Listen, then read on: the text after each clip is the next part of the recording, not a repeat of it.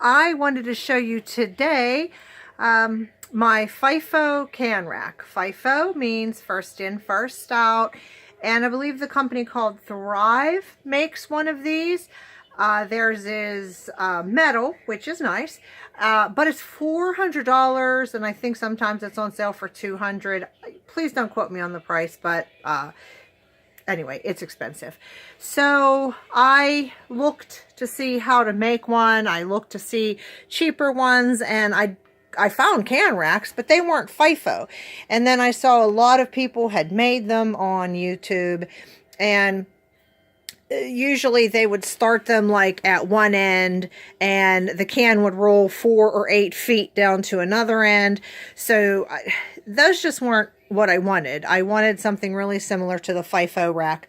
So I made it. I made some mistakes, like I put holes here to make every rack adjustable, and then I realized I don't want this adjustable.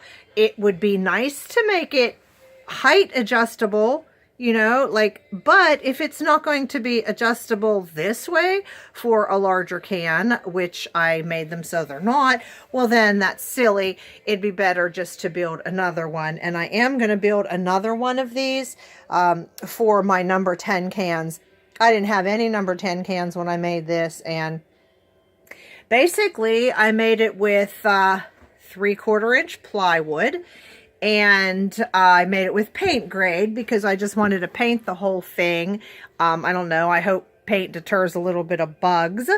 So this is the way it works. You take one, and well, sometimes it's not as smooth.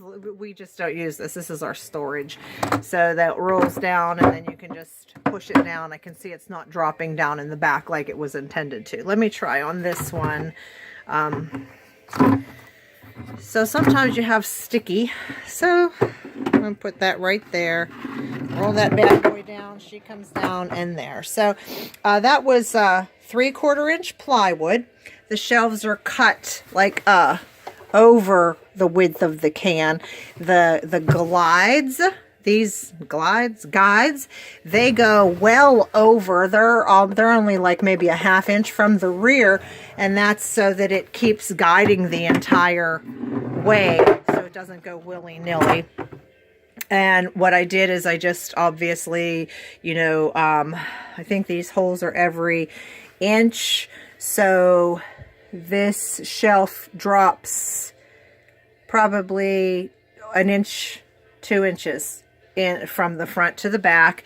And the shelf is what, this high. I'm 5'6", so I'd say it's a good 6 feet tall, and I'm not even sure if it's an exact 2 feet wide because I measured the cans that I was going to be storing on there.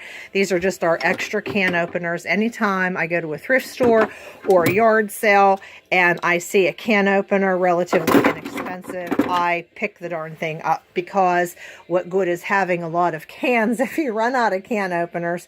But if you saw my one of my other videos where I did a unboxing of number 10 cans, you see that I had a whole package of those Shelby can openers also that the Army gives you. So there's what we've got there. And olives, if you have issues storing fat, olives are a fat, so they're a nice way to store fat if you like olives, and we love them. And then so I've got like fried apples. Doesn't really matter what it is, just to show you how it works. So that's it. And then these actually were, I believe what I did here was I cut furring strips, and that's probably 1/2 inch by 1/2 inch divided. I could have made those narrower and made the shelf a little narrower. The reason I didn't is because I didn't want to glue them down. I wanted to screw them in, so I did that. And down the bottom, I could make a whole nother, you know, I could make another one of these and another one of these, but the project took a lot longer than I had intended it to, so I was just wanting to finish it up. And I'm going to make one of these, like I said, for my number 10 cans. Oh, I'm sorry, did I cover the the 1x2 on the front is what holds it up. It's even with the bottom of my shelf, and then it's you know, it has the lip up here, and you can see those I forget what those are called, but they're pocket screws. There's a pocket screw kit, and I can't remember the name of it. If I do remember it, I'll put it in the comments or the description box.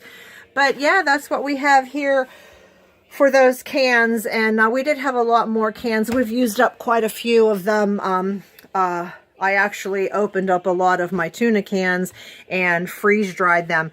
And you know, you would be surprised, or maybe you wouldn't, but if you take tuna cans and you buy 12 tuna cans from the same store, I don't care if it's the same lot number or what, but I was really surprised that it might say, let's say it says 6 ounces right here. A lot of them don't say, hey, 4 ounces of tuna, 2 ounces of water. And I think I know why, because if it says 6 ounces of tuna, you might have 2 ounces of tuna and the rest water.